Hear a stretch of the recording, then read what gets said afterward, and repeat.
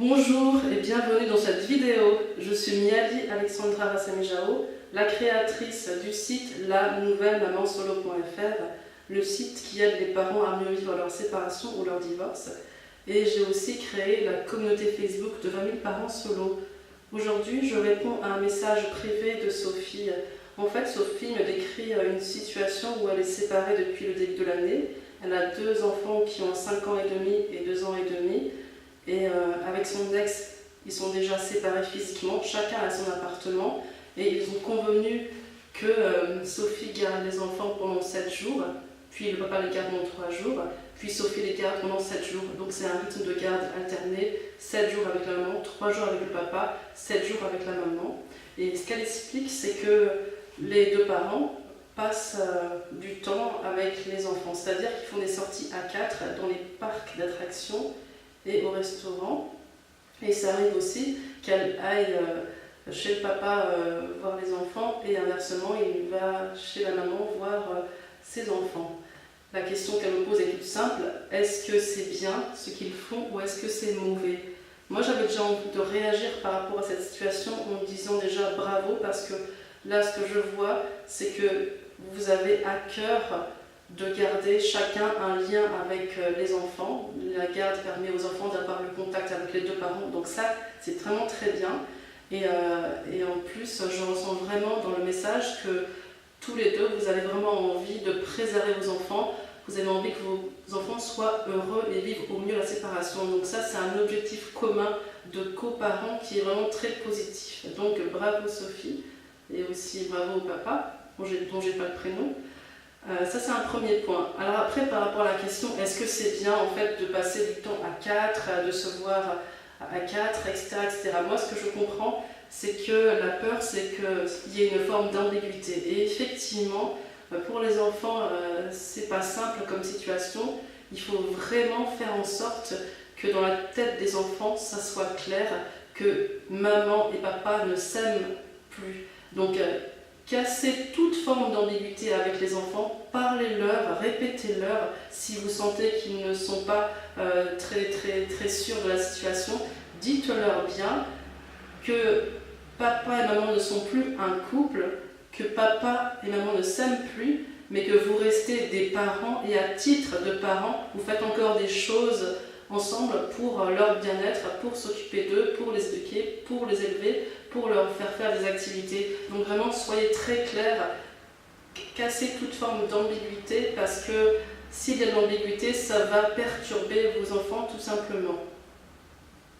Ça c'est vraiment très important, d'autant plus il y a des enfants qui espèrent toujours que leurs parents se remettent ensemble, ils espèrent toujours que le couple se reconstruise. Donc soyez clairs par rapport à ça, expliquez pourquoi vous faites des sorties à 4. Je ne sais pas pourquoi vous faites des sorties à 4, mais je suppose qu'il y a des raisons pratiques parce qu'ils sont très petits, et donc c'est vrai que c'est pas facile d'être une maman et d'aller au restaurant avec 2 enfants en bas âge. Je l'ai déjà fait plusieurs fois et c'est compliqué parce que quand ça arrive, je suis sollicitée par les 2 en même temps, j'arrive pas à bien m'en occuper. Je peux même pas manger en fait quand on est 3 et qu'on est au restaurant, je peux pas m'en occuper. Donc je peux comprendre qu'à 4 ce soit beaucoup plus pratique. Et puis peut-être que vous avez aussi envie de montrer aux enfants qu'il y a une bonne entente entre vous, ce qui est plutôt positif.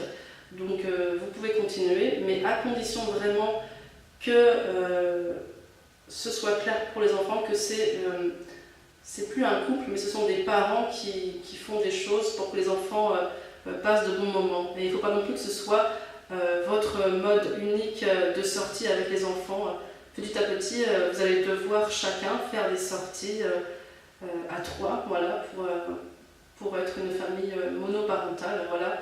Donc casser toute forme d'ambiguïté, c'est super important.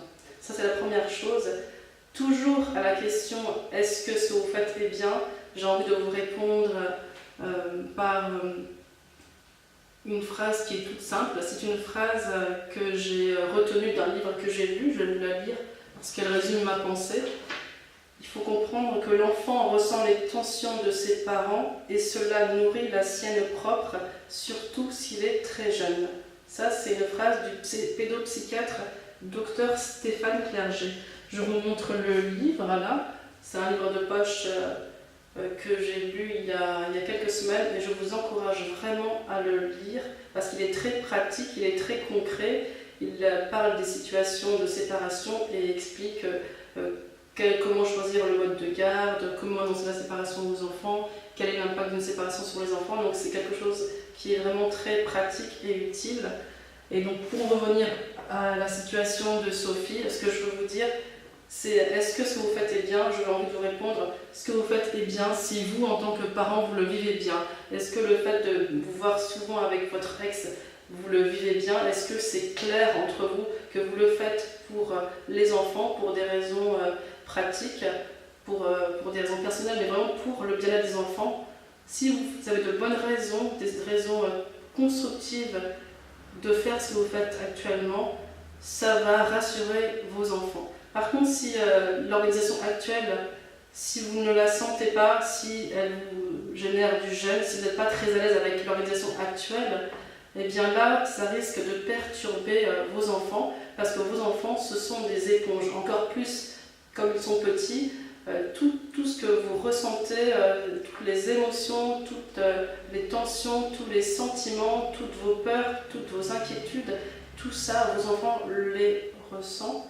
Donc, si vous êtes bien, les enfants seront bien. Par contre, si vous n'êtes pas du tout bien, si vous êtes mal à l'aise, les enfants seront mal à l'aise. Donc, faites vos choix de vie, vos choix d'organisation par rapport à ce que vous pensez être bien pour eux, en accord bien sûr avec le papa. Ça, c'est super important.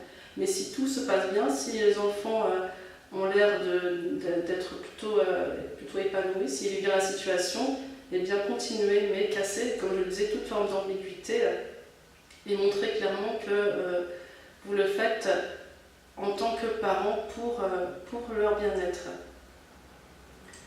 Et j'avais aussi envie de revenir sur votre mode de garde, 7 jours avec la maman, 3 jours avec le papa, 7 jours avec la maman. Je suppose que vous le faites pour des raisons personnelles ou professionnelles ou pratiques, je ne sais pas, je ne connais pas les raisons, mais si c'est comme ça, en tout cas, je peux déjà dire que c'est positif que les enfants passent du temps avec chaque parent. Par contre, comme ils sont très petits, ils ont pas la notion du temps. Enfin, c'est très difficile, surtout sur le plus jeune, 2 ans et demi, c'est très difficile de comprendre quand est-ce qu'il va chez papa, quand est-ce qu'il va chez maman. Donc déjà, quelque chose de simple à faire, si vous ne le faites pas déjà, c'est quand vous récupérez vos enfants, vous leur dites, vous reverrez votre papa dans 7 dodos. Et quand ils sont avec le papa, eh ben, vous répétez que dans 2 dodos, dans 3 jours, eh ben, ils seront avec maman. Voilà, c'est des mots simples, mais ça permet aussi de bien cadrer et de bien rassurer l'enfant sur le fait que chaque séparation est temporaire, et puis ça permet de comprendre un peu mieux dans quelle mesure, dans quelle durée ils vont revenir. Mais ça reste compliqué parce qu'ils sont très petits. Comprendre les notions de jour, c'est pas évident pour un tout petit. Et c'est pour ça que je voulais vous parler d'un jeu que j'avais acheté quand Léna avait 3 ans et 5 ans.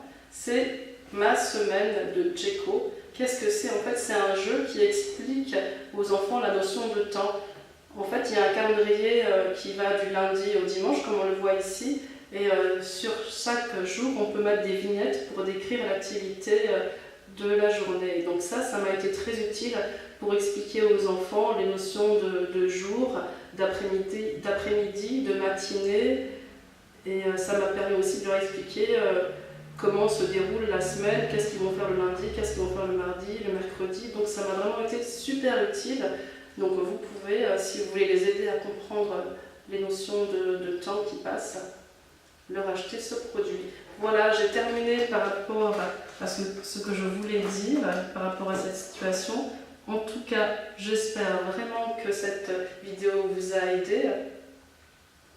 J'invite aussi les personnes qui écoutent la vidéo à donner en commentaire leur avis, leur point de vue, à témoigner de leur situation, à donner aussi leurs bonnes pratiques pour que la séparation se passe bien avec leurs enfants, que les enfants soient protégés de la séparation ou du divorce. Donc partagez dans les commentaires vos propres expériences. Ça permet à ceux qui regardent la vidéo de se sentir moins seuls et de voir quelles sont les situations qui existent et les solutions possibles à leur situation. Voilà. Je vais aussi mettre, si ça vous intéresse, les liens sur le livre de Stéphane Clerget qui aide les parents à préserver les enfants lors d'une séparation ou d'un divorce. Et je mettrai aussi le lien, si ça vous intéresse, sur le produit La Semaine de Djeco.